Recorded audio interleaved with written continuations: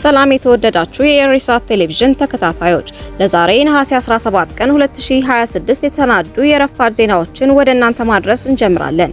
እንድትከታተሉን በአክብሮት እንጠይቃለን። አበይት ነጥቦቹን በቅድሚያ የተባበሩት መንግስታት ድርጅት ለኢትዮጵያ መንግስትና ለትግራይ ፖለቲካ መሪዎች ጥሪ ያቀረበ። የሱዳን መንግስት የፖለቲካና የጸጥታ ዋስትና ለመስጠት ቃል ገባ። የግብፁ መንግስታዊ ጋዜጣ ለሱዳን ምንም መፍትሄ የለም ሲል ዘገበ። አሜሪካ ከደቡብ ኮሪያ ጋር የምታደርገውን ወታደራዊ ልምምድ እንደምትቀንሰው ተገለጸ። በእስራኤል የሚካሄደው ምርጫ አብላጫ ድምጽ ሊያስገኝ አይችልም ተባለ። ኤርትራዊ ጀርመናዊው አትሌት የአውሮፓ ማራቶን ሻምፒዮን ሆነ። ወደ ዝርዝር ዜናዎች እናልፋለን። አብራችሁን ቆዩ። የተባበሩት መንግስታት ድርጅት ለኢትዮጵያ መንግስትና ለትግራይ ፖለቲካ መሪዎች ጥሪ ያቀረበ። የኢትዮጵያ ፌዴራል መንግስትና የትግራይ ክልል የፖለቲካ መሪዎች የህዝቡን ድምጽ እንዲሰሙ፣ ሰዎችን እየጎዱ ያሉ ችግሮችን የጋራ መግባባት በመፍጠር ለመፍታት እንዲሞክሩ የተባበሩት መንግስታት ድርጅት ጥሪ ያቀረበ። የድርጅቱ የኢትዮጵያ ልዑካንና የሰብአዊ ጉዳዮች አስተባባሪ ኦዞኒያ ኦጄሎ የህዝቡ ፍላጎት መሰረታዊ ህልውናቸውን ማስጠበቅና ጦርነቱ እንዳይባባስ መከላከል እንደሆነ አስታውቀዋል። ኦዞኒያ ኦጄሎ ጥሪውን ያቀረቡት በትግራይ ክልል የድሮን ጥቃቶችና ተደጋጋሚ ውጊያዎች እየተከሰቱ በሚገኝበት ወቅት ነው። ከትናንት በስቲያ ቅዳሜ በደቡባዊ ትግራይ ለጥቂት ሰዓታት የቆየ የተኩስ ልውውጥ እንደተከሰተ የዓይን እማኞች ለዶቼ ቬሌ ተናግረዋል። ከዚህ በፊት በአላማጣ አካባቢና በሸራሮ የድሮን ጥቃቶች የተፈጸሙ ሲሆን ኢትዮጵያና ሱዳን በሚዋሰኑባት ሸረሪት የተባለ አካባቢም ውጊያ ተደርጓል። የተባበሩት መንግስታት ዋና ኃላፊ አንቶኒዮ ጉተሬዝ ባለፈው መጋቢት በኢትዮጵያ የድርጅቱ አስተባባሪ አድርገው የሾሟቸው ናይጄሪያዊው ኦዞኒያ ኦጄሎ ግን ተፋላሚ ኃይሎች ወደ ድርድር መመለስ እንደሚገባቸው ወትውተዋል። የሚለያዩና የሚያራርቁ ማንኛቸውም ጉዳዮች በድርድር በጠረጴዛ ዙሪያ ሊፈቱ ይችላሉ ያሉት ኃላፊው የትግራይ ህዝብ ስጋት ሳይሰማው በመደበኛ የኢኮኖሚ እንቅስቃሴዎች እንዲሳተፍ፣ ወደ መደበኛ ህይወቱ እንዲመለስ የፖለቲካ ተዋንያን ጦር ከመስበቅ ሊታቀቡ እንደሚገባ አሳስበዋል። በትግራይ ክልል 148 ቀበሌዎች እስካሁን የዝናብ ጠብታ እንዳላዩ የገለጹት የተባበሩት መንግስታት የኢትዮጵያ ልዑካንና የሰብአዊ ጉዳዮች አስተባባሪ በኤልኒኞ የተባባሰው ድርቅ በክልሉና በመላው ሀገሪቱ ከባድ የምግብ ዋስትና እጦት እየፈጠረ እንደሚገኝ አስጠንቅቀዋል። በክልሉ የሰፈነው ውጥረት ፍርሃት እየፈጠረ ይገኛል። ስለዚህ ሰዎች በማህበረሰባቸውና በኢኮኖሚያቸው ላይ ኢንቨስት እያደረጉ አይደለም ሲሉ ባሳለፈው አርብ በቪዲዮ ባስተላለፉት መልእክት ተናግረዋል። ወደ ትግራይ ክልል ተጉዘው ከበርካታ ባለድርሻዎች ጋር ሲነጋገሩ ህዝቡ ጦርነት እንደማይፈልግ በተደጋጋሚ መስማታቸውን የገለጹት ኦዞኒያ ኦጄሎ ውጥረቱ እንዲረግብና የፖለቲካ ተዋናያን ልዩነቶቻቸውን ለመፍታት የጋራ መግባባት ላይ እንዲደርሱ ህዝቡ ይፈልጋል። ይህ የተባበሩት መንግስታት ፍላጎት ጭምር ነው ብለዋል። የሱዳን መንግስት የፖለቲካና የጸጥታ ዋስትና ለመስጠት ቃል ገባ። የሱዳን የሽግግር ሉዓላዊ ምክር ቤት ሊቀመንበር አብዱል ፈታህ አልቡርሃን በሱዳን ሊካሄድ የታቀደው ብሔራዊ ውይይት ተሳታፊዎች ህጋዊ፣ ፖለቲካዊና የጸጥታ ዋስትና ለመስጠት ቃል ገቡ።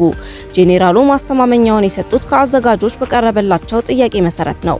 የሱዳን ጦር የተመሰረተበትን 72ኛ ዓመት ሲያከብር ከትናንት በስቲያ ቅዳሜ ባሰሙት ንግግር መንግስት የብሔራዊ ውይይቱን ተሳታፊዎች በተመለከተ የሚያስተላልፈው ውሳኔ ምህረት እንዳልሆነ የገለጹት አልቡርሃን በተሳታፊዎች ላይ የተከፈተ የወንጀል ክስ በጊዜያዊነት ታግዶ እንዲቆይ የሚያደርግ ብቻ እንደሆነ አስረድተዋል። አልቡርሃን በንግግራቸው መንግስት የሚሰጠው ማስተማመኛ የብሔራዊ ውይይቱ ባለቤት እንደማያደርገው፣ የተሳታፊዎችን ማንነትና ርዕሰ ጉዳዮችን እንደማይወስን፣ ውጤቱንም እንደማይቆጣጠር በሱዳን ዜና ወኪል በኩል በተሰራጨ ንግግራቸው ጠቁመዋል። የጦር ጄኔራሉ በአገሪቱ ሊካሄድ የታቀደው ብሔራዊ ውይይት ገለልተኛ ይሆናል ቢሉ ምቹ ሁኔታ መፍጠር በሚቻልበት ሁኔታ ላይ ከፖለቲካ ፓርቲዎችና የሲቪክ ማህበረሰብ ቡድኖች ጋር ድንገተኛ ውይይቶች ሲያደርጉ መቆየታቸውን የዜና ወኪሎች ዘግበዋል። በውይይቶቹ ከተነሱ ጉዳዮች መካከል በሞት የሚያስቀጣ ክስ የቀረበባቸው ተቃዋሚ ፖለቲከኞችን ክስ የሚያቋርጥ ምክረ ሀሳብ ቀርቦ እንደነበር አልጀዚራ ባለፈው ሳምንት ዘግቦ ነበር። ይሁንና አልቡርሃን አማጺ ሚሊሻ ብለው የሚጠሩትን ፈጥኖ ደራሽ ኃይል የሚመሩት ተቀናቃኛቸው መሐመድ ሐምዳን ዳጋሎ በውይይቱ እንዲሳተፉ ፈቃደኛ አይመስሉም። ታጣቂ ቡድኑን ከሱዳን ግዛቶች ለማጽዳት እርሳቸው የሚመሩት ብሔራዊ ጦር የጀመረውን ጥረት አጠናክሮ እንደቀጠለ ገልጸዋል። የግብፅ መንግስታዊ ጋዜጣ ለሱዳን ምንም መፍትሄ የለም ሲል ዘገበ። በግብፅ መንግስት ስር የሚተዳደረው አህራም ጋዜጣ በሱዳን ላለው የእርስ በርስ ጦርነት ምንም አይነት መፍትሄ እንደሌለ አስታወቀ። ጋዜጣው ዘገባውን የጀመረው በአገር ውስጥ በክልሉና በዓለም አቀፍ ደረጃ የሱዳንን ጦርነት በፍጥነት ለማስቆም ጥረቶች እየተደረጉ መሆኑን በመጥቀስ ሲሆን በዓለም አቀፍ ደረጃ ይህንን ለመደገፍ በግለሰቦችና በተቋማት ብቻ ሳይሆን በአገሪቱ የወርቅ ንግድ ላይ ጭምር ማዕቀብ መጣሉን አውስቷል። ቀጥሎም ጦርነቱ ከተጀመረበት ሚያዝያ 2023 አንስቶ የተደረጉት የሰላም ጥረቶች እንዳልተሳኩ አስታውቋል። ይህ እንዳለ ሆኖ ይበልጥውን እየሆነ ያለው ሱዳን በወታደራዊ መስመር ለሁለት መከፈሏ ነው ያለው ጋዜጣው አብዛኛው የምስራቅና መካከለኛው የአገሪቱ ክፍል በሱዳን ጦር ኃይል እንደተያዘና ምዕራባዊው የአገሪቱ ክፍል ደግሞ በተቀናቃኙ ፈጥኖ ደራሽ ኃይል ቁጥጥር ስር እንደሚገኝ አስረድቷል። ጨምሮም ውጊያውን አስገራሚ ቲያትር የሚያደርገው በዳርፉር የነበረው ጦርነት ወደ ኮርዶፋንና ብሉ ናይል ግዛቶች መዛመቱ ነው ያለው ጋዜጣው ሁኔታው በአፍሪካ ቀንድና ቀይ ባህር አካባቢ ካሉት ጉዳዮች ጋር ተያያዥነት እንዳለውም ገልጿል። በአካባቢው ሀገራት እየጨመረ የመጣው አለመረጋጋት ለጦርነቱ መባባስ ትልቅ ሚና እየተጫወተ እንደሚገኝ የጠቆመው ጋዜጣው በተጨማሪም የሱዳንን ወርቅ ወደቦች፣ የንግድ መስመርና የጦር መሳሪያ አቅርቦት ለመቆጣጠር የሚደረገው ዓለም አቀፍ ፉክክርም ጦርነቱን እየመራው መሆኑን አስረድቷል። በአጭሩ የሱዳን ጦርነት አሁን በተጽዕኖና ፍላጎት የበላይነት ለመያዝ የሚደረግ ውድድር አካል እየሆነ መሄዱንም ጠቅሷል። አህራም በማስከተልም ሱዳን ካላት ስትራቴጂያዊ አቀማመጥ የተነሳ በአፍሪካ ቀንድ ተጽዕኖ ለመፍጠር የሚታገሉ ዓለም አቀፍ አካላት የፍልሚያ ቦታ ሆናለች። በኢትዮጵያ ትግራይ ክልል ውስጥ እየተባባሰ የመጣው ግጭትም ወደ ሱዳን ተዛምቷል። በኢትዮጵያና ኤርትራ መካከል የተፈጠረው ውጥረትም ሁኔታውን የበለጠ አወሳስቦታል። እንዲሁም ሱዳን በሌሎች እንደ ቻድ፣ ሊቢያና ደቡብ ሱዳን ያሉ ውጥረት ባለባቸው ቦታዎች የተከበበች ሀገር ናት። ይህ ማለት የሱዳን ችግር በአገሪቱ መንግስት ብቻ መፍትሄ የሚያገኝ አይሆንም ብሏል። እንደ ዘገባው የሱዳንን ቀውስ ለመፍታት በሚደረገው ጥረት ሌላኛው ችግር የአደራዳሪዎቹ መብዛት ነው። የሽማግሌዎቹ እርስ በርስ የሚያጋጩ አጀንዳዎች ከመፍትሄው ይልቅ የችግሩ አካል መሆናቸውንም ጠቅሷል። የሱዳንን ጦርነት ለመፍታት ጥረት እያደረጉ ካሉት አደራዳሪዎች መካከል በብዙዎቹ የሚታወቁት ኳድና ኩዊንቴት ናቸው። ኳድ ማለት በአሜሪካ፣ ግብጽ፣ ሳውዲ አረቢያና የተባበሩት አረብ ኤሚሬቶች ጥምረት የተመሰረተ አደራዳሪ ቡድን መሆኑ ይታወቃል። ኩዊንቴት ደግሞ በአፍሪካ ህብረት፣ በተባበሩት መንግስታት ድርጅት፣ በአውሮፓ ህብረት፣ በኢጋድና በአረብ ሊግ አማካኝነት የተቋቋመ የሽምግልና ቡድን ሲሆን ይሄኛውም ስራውን የጀመረው በቅርቡ ነው። ሌሎች ጥረት የሚያደርጉ አደራዳሪዎች ያሉ ቢሆንም ቢያንስ የእነዚህ ሁለቱ ቡድኖች ፍላጎት እርስ በርስ የሚያጋጭ መሆኑን የጠቀሰው ጋዜጣው ይህ ደግሞ ፖለቲካዊ፣ ኢኮኖሚያዊ፣ ዲፕሎማሲያዊና ሰብአዊ ጫናዎችን ለማድረግ የሚያስችል የተቀናጀ ስትራቴጂ እንዳይኖር እንቅፋት መፍጠሩን ገልጿል። በመሆኑም የሱዳን ጦርነት ለማስቆም የሚያስችል መፍትሄ በአሁኑ ወቅት እንደሌለ ጋዜጣው በዚህ ዘለግ ባለው ዘገባው ላይ አስረግጦ አስታውቋል። አሜሪካ ከደቡብ ኮሪያ ጋር የምታደርገውን ወታደራዊ ልምምድ እንደምትቀንሰው ተገለጸ። ፕሬዝዳንት ዶናልድ ትራምፕ አሜሪካ ከደቡብ ኮሪያ ጋር በየዓመቱ የምታደርገውን የጋራ ወታደራዊ ልምምድ በከፍተኛ ሁኔታ እንዲቀንሱት የአገር መከላከያ ጸሐፊ ለሆኑት ፒት ሄግሴት ጥብቅ ትዕዛዝ አስተላልፈዋል። ትራምፕ እሁድ ዕለት በራሳቸው ማህበራዊ ትስስር ገጽ ላይ እንዳሰፈሩት አሜሪካ ከረጅም ጊዜ በፊት ጀምሮ በዚህ ወታደራዊ ልምምድ ላይ ለመሳተፍ መስማማቷ እጅግ እንዳላስደሰታቸው በግልጽ ተችተዋል። ለዚህ አወዛጋቢ ውሳኔ ፕሬዝዳንቱ ሁለት ዋና መነሻዎችን አንስተዋል። የመጀመሪያው የደቡብ ኮሪያ የዲፕሎማሲ አቋም ሲሆን አሜሪካ ኢራንን ከኒውክሌር ጦር መሳሪያ ነፃ ለማድረግ በምታደርገው ጥረት እንድትተባበር ለቀረበላት ጥያቄ ሴኡል አይሆንም የሚል ምላሽ መስጠቷ ትራምፕን አስቆጥቷል። ሁለተኛውና ትልቁ ምክንያት ደግሞ ፕሬዝዳንቱ ከሰሜን ኮሪያው መሪ ኪም ጆንግ ኡን ጋር ያላቸው እጅግ መልካም የሆነ ግላዊ ወዳጅነት ነው።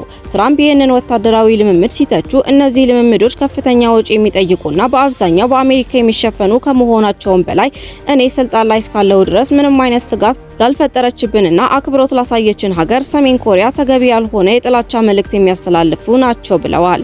ልምምዱ ሙሉ በሙሉ ለመሰረት አሁን ላይ ጊዜው ስለረፈደ፣ በምትኩ ግን የኦፕሬሽኑ መጠንና ስፋት በከፍተኛ ሁኔታ ተቀንሶ እንዲካሄድ ተወስኗል። ኦልቺ ፍሪደም ሽልድ በመባል የሚታወቀውና ከነሐሴ 17 እስከ 27 ሊካሄድ የታቀደው የወታደራዊ ልምምድ በሁለቱ አጋር ሀገራት መካከል ያለውን ዝግጁነት ለማጠናከር ያለመ ነበር። ሆኖም ሰሜን ኮሪያ ይህንን የጦር ልምምድ ለወረራ የሚደረግ የጦር ትዕይንት ስትል አጥብቃ ያወገዘችው ሲሆን ተቃውሞውን በተግባር ለማሳየትም ባለፈው ሳምንት የባለስቲክ ሚሳኤሎችን ተኩሳለች። ሁኔታውን ለማርገብ በሚመስል መልኩ ፕሬዝዳንት ትራምፕ ከኪም ጆንግ ኡን ጋር አብረው ያሉትን ምስል ቅዳሜ ዕለት በማህበራዊ ሚዲያቸው በማጋራት እኔና ኪም ጆንግ ኡን እጅግ በጣም እንግባባለን በማለት የሁለቱ ሀገራት ውጥረት ለማርገብ የፖለቲካ ካርዳቸውን ተጠቅመዋል። በእስራኤል የሚካሄደው ምርጫ አብላጫ ድምጽ ሊያስገኝ አይችልም ተባለ። የእስራኤል የመንግስት ብሮድካስቲንግ አውታር ካን ይፋ የተደረገው አዲስ የህዝብ አስተያየት ጥናት እንደሚያሳየው የፊታችን ጥቅምት 27 አጠቃላይ ምርጫ ቢካሄድ የጠቅላይ ሚኒስትር ቤንያሚን ኔታንያሁ ፓርቲ ሊኩድና የቀድሞ የጦር ኃይሎች ጠቅላይ ኢታማዦር ሹም የጋዲ አይዘንኮት ፓርቲ ያሻር እያንዳንዳቸው 23 መቀመጫዎችን በማግኘት በእስራኤል ምክር ቤት ክኔሴት ትልልቆቹ ፓርቲዎች ይሆናሉ። ይሁን እንጂ በውጤቱ መሰረት የትኛውም የፖለቲካ ጥምረት መንግስት ለመመስረት የሚያስችለውን አብላጫ ድምጽ በግልጽ ማግኘት አልቻለም። በጥናቱ ውጤት መሰረት ከሊኩድና የአሻር ፓርቲዎች በመቀጠል ቢያካድ ፓርቲ 14 መቀመጫዎችን በማግኘት ይከተላል። እንዲሁም እስራኤል ቤቴኑ፣ ዴሞክራቶችና ኦትዝማ የሁዲት የተባሉ ፓርቲዎች እያንዳንዳቸው 10 መቀመጫዎችን አግኝተዋል። በሌላ በኩል ዩናይትድ ቶራ ጁዳይዝም 8 መቀመጫዎችን ሲያገኝ ሻስ የተባለው የኦርቶዶክስ ፓርቲ በ7 መቀመጫ ይከተላል። የአረብ አብላጫ ያላቸው ሀዳሽ ታአልና ራአም ፓርቲዎች እንደ ቅደም ተከተላቸው 6 እና 5 መቀመጫዎችን ሲያገኙ ሪሊጂየስ ዛዮኒዝም ፓርቲ በ4 መቀመጫ ዝርዝሩን ይዘጋል።